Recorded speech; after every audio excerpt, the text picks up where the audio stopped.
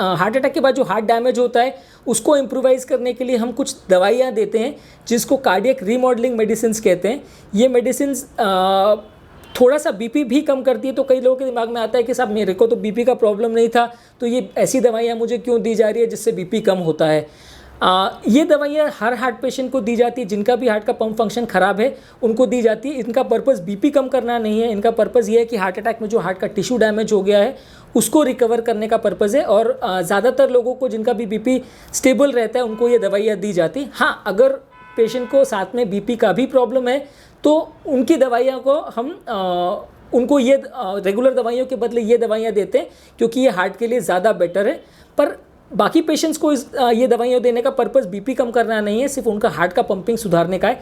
ज़्यादातर ये remodelling medicine हम उन पेशेंट्स को ज़्यादा देते हैं जिनका पंप फंक्शन ज़्यादा डैमेज हुआ है या जिनको हार्ट अटैक में ज़्यादा पंप फंक्शन जिनका कम हो गया हार्ट अटैक के बाद, उनको ये दवाइयाँ ज़्यादा दी जाती है। और पहले 1-2 साल तक ये दवाइयाँ ज़्यादा दी जाती है। धीरे धीरे करके हम इन दवाइयों को कम कर सकते हैं। इन दवाइयों से किसी किसी को थोड़ा सा चक्कर, कमज़ोरी, सूखी खांसी, बीपी या हार्ट रेट का कम होना, इस तरह के साइड इफ़ेक्ट्स हो सकते हैं।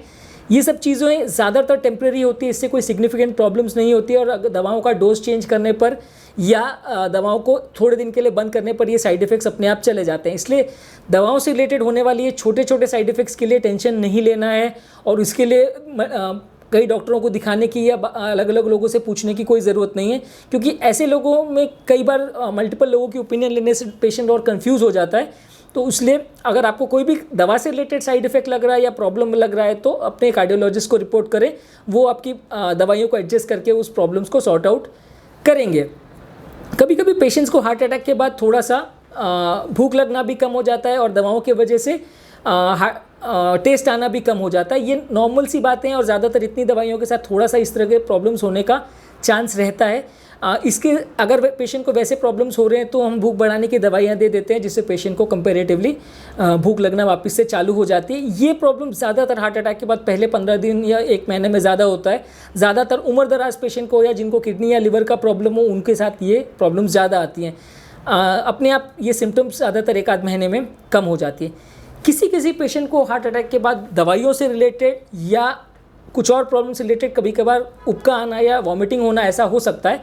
1-आध बार अगर वॉमिटिंग आए तो इसके लिए इतना टेंशन लेने की ज़रूरत नहीं है, पर अगर बार बार वॉमिटिंग आ रही है और ज़रा भी नहीं खा पा रहे हैं तो अपने डॉक्टर को बताइए। लिवर और किडनी से रिलेटेड टेस्ट वो करेंगे, अगर इसमें कुछ प्रॉब्लम लगती है तो आपकी दवाइयों का डोज चेंज करने की ज़रूरत पड़ सकती है।